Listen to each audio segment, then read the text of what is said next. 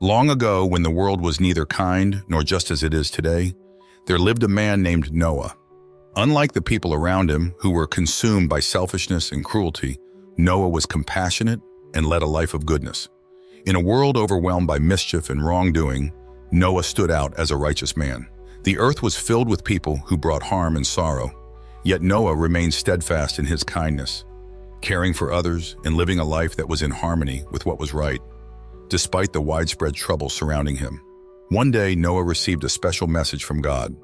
Deeply saddened by the state of the world and the wickedness of humanity, God decided that a great flood would cleanse the earth. But in Noah, God saw something different. A man of integrity and goodness, and chose to save him, along with his family and the creatures of the earth. God gave Noah a command to build a massive ark, large enough to shelter his family and become a refuge for all living creatures during the coming flood. Despite the disbelief and ridicule he faced from those around him, Noah worked diligently, constructing the enormous ark as God had instructed. As Noah continued his work, something extraordinary began to happen. Pairs of every kind of animal, large and small, started arriving at the ark. Lions, elephants, birds, and even the smallest insects came as if guided by a mysterious force, each seeking shelter from the impending disaster.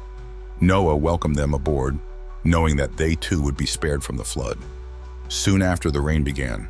What started as a light drizzle quickly turned into a torrential downpour, with water covering the earth. Safely inside the ark, Noah, his family, and the vast collection of animals floated atop the rising waters. The ark became a bustling refuge, filled with the sounds of the creatures that had been saved.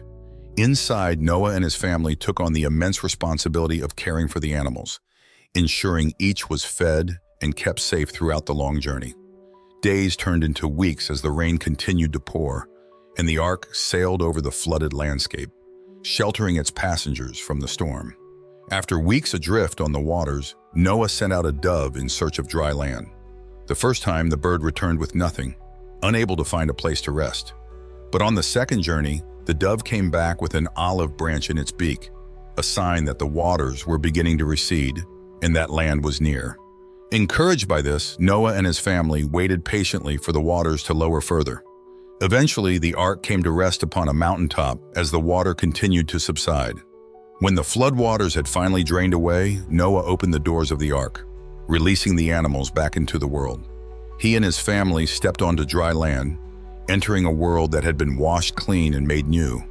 It was a fresh beginning, a chance for all of Earth's creatures to start anew. To mark this new chapter and a promise that he would never again destroy the earth with a flood, God placed a radiant rainbow in the sky.